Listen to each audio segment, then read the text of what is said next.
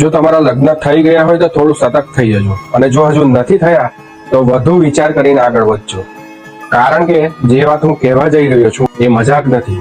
NCRB ના આંકડા બતાવે છે કે દેશમાં એવા ઘણા કેસો સામે આવ્યા છે જ્યાં પતિની હત્યા પત્ની અથવા તેના સંબંધોમાં જોડાયેલા લોકો દ્વારા થઈ છે.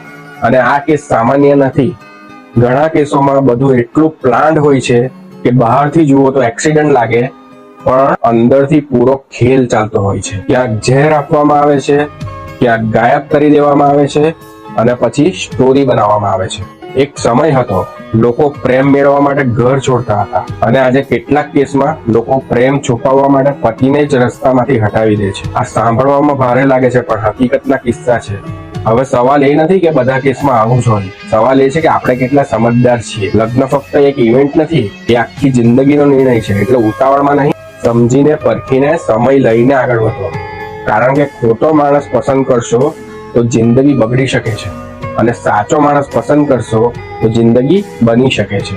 નિર્ણય તમારો છે. પસ્તાવો કરવો છે કે શાંતિથી જીવવું છે.